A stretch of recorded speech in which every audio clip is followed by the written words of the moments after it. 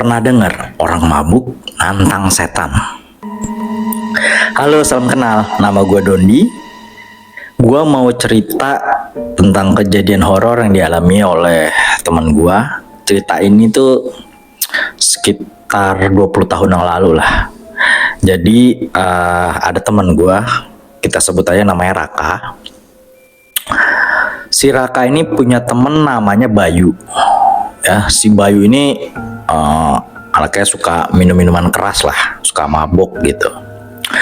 Dan kalau mabuk ini suka rese. Nah, jadi suatu malam mereka ini ngumpul-ngumpul dengan teman-temannya. Seperti biasa, si Bayu sambil minum minuman keras lah gitu ya. Mereka saling cerita-cerita horor tuh, pengalaman masing-masing. Jadi mereka nih ngumpul di rumah seorang teman dari temannya Raka dan temannya si Bayu ini. Ya, mereka ngumpul di situ, mereka lalu cerita-cerita pengalaman horor lah masing-masing.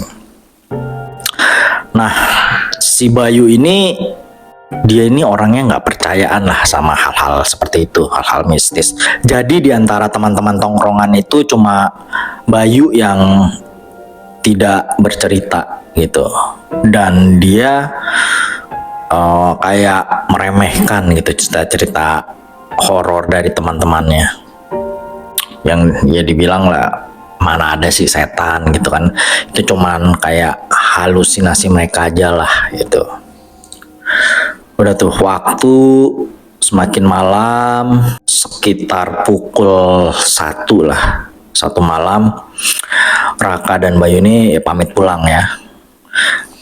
Raka ini orangnya dia bukan nggak bisa mengendarai motor, tapi dia nggak bisa mengendarai motor kopling.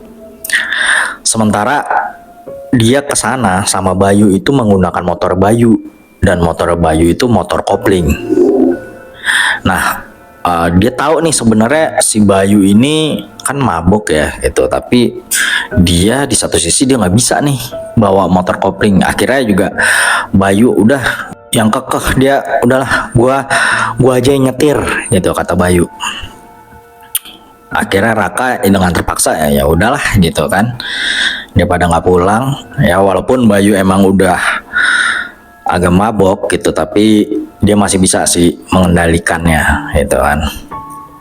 Jalannya juga pelan-pelan, dan jam 1 malam waktu itu di daerah itu juga belum begitu banyak motor lah gitu.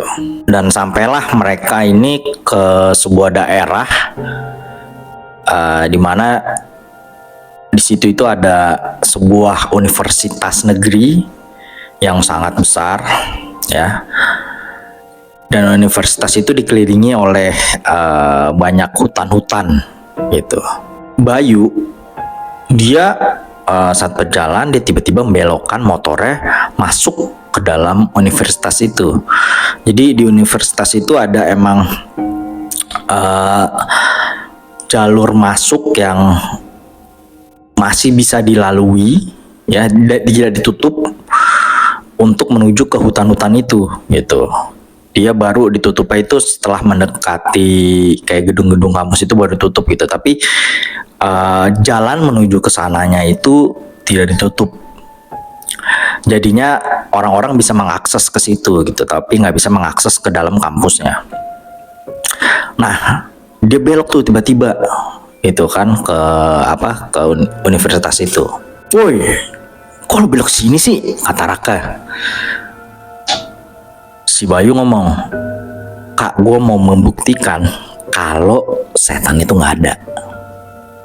Lo semua cuman halu lah. Nah, ini hutan, kata orang-orang angker. Nah, coba nih gue buktiin nih," itu kata Bayu. Si Raka udah, "Wah, lu gila lu, nggak mau ayo balik." Raka protes. Tapi ya gimana, dia nggak bisa mau pulang ya gimana gitu kan, udah belok masuk ke dalam hutan ya, masalah jalan kaki gitu, tambah gak berani dia. Mau nggak mau terpaksa ikut deh tuh sama si Bayu ke dalam hutan itu. Saat nyampe di pinggir hutan, Bayu matiin motor, turun, lalu teriak gitu. Woi, keluar lu semua setan. Keluar semuanya kalau emang ada. Gua nggak takut. Dia teriak-teriak seperti itu. Raka kaget kan. Waduh, kacau nih orang.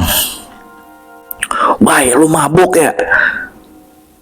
Udah jangan kayak gitu. Si Bayu tetap teriak-teriak, mana lu sini, keluar. Kayak nantangin gitu kan. Tapi ya nggak ada yang terjadi.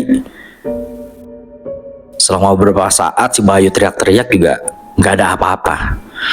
Si Bayu lalu melihat ke arah Raka dan bilang, lihat, benar kan apa kata gue? Lu semua tuh pada halu. Kagak ada tuh hal-hal kayak gitu.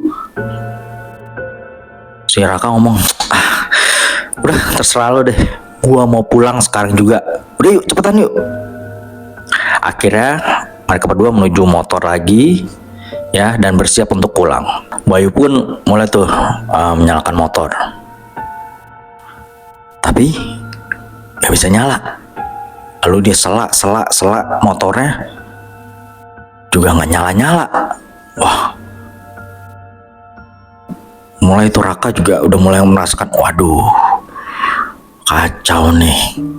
Udah mulai, Bay, bener kan Bay, apa kata gua kan? Si Bayu bilang, enggak, ini sih mungkin kayaknya emang rusak kali ini motor gua, kata Bayu begitu. Dia selak lagi. Raka udah mulai, suasana makin mencekam kan. Dia udah mulai kayak nggak enak nih gitu. Terus dia ngeliat sekeliling.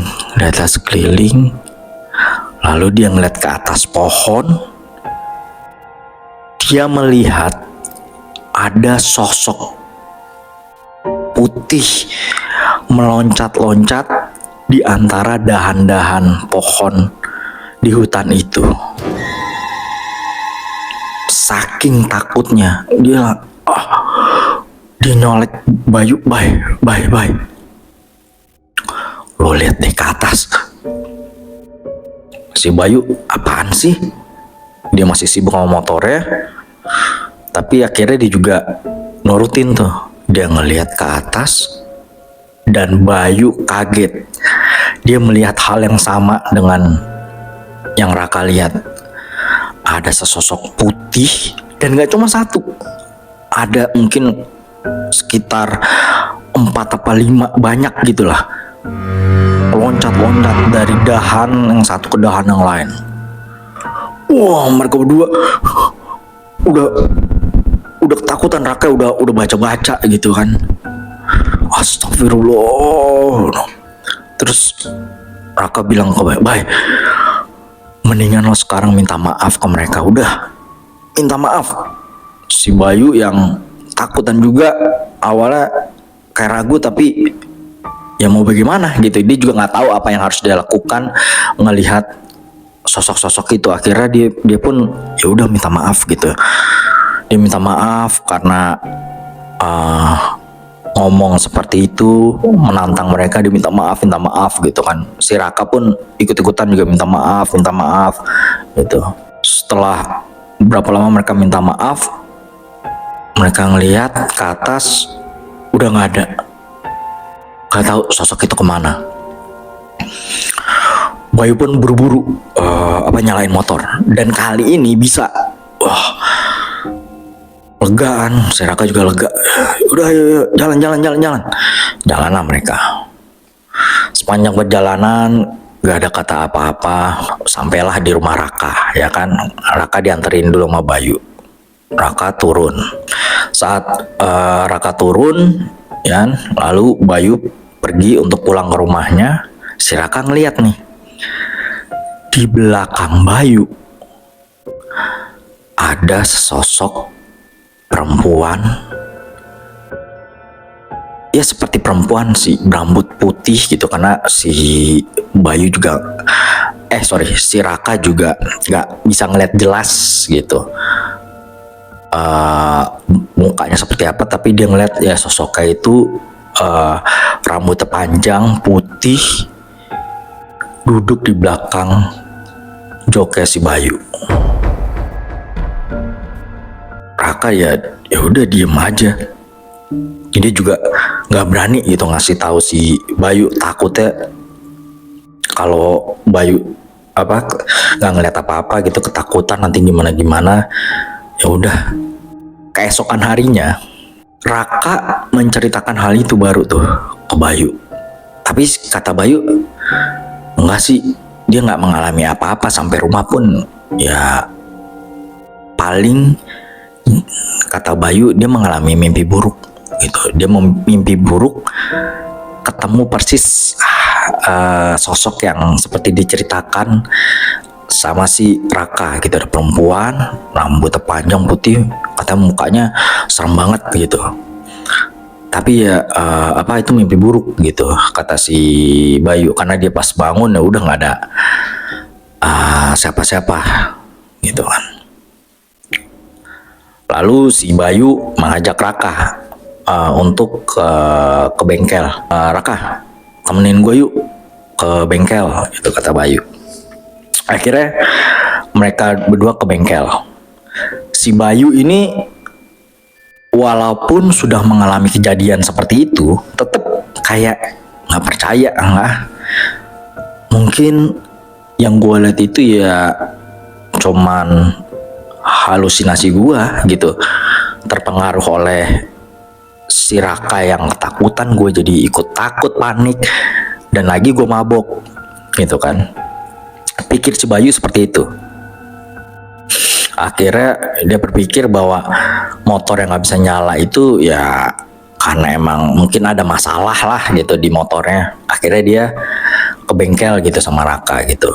Udah tuh, bengkel, montir bengkel, coba benerin. Lalu montir bengkel manggil si Bayu. Mas, ini mas. Ya. Si montir itu nunjukin sebuah rambut sejumput lah tuh, rambut gitu tebel berwarna putih. Si Bayu bingung kan, apaan itu bang? Kata montirnya, ini saya ambil dari pipa oli motornya si Bayu. Ini mas yang ngebuat motornya sempat bermasalah. Dan Bayu pun bingung. Bayu dan Raka juga takutan karena gimana caranya itu rambut panjang warna putih bisa masuk ke dalam situ. Masih jadi misteri. Oke, jangan lupa ya, komen, like, share, dan subscribe ya untuk cerita-cerita horor selanjutnya. Sampai jumpa.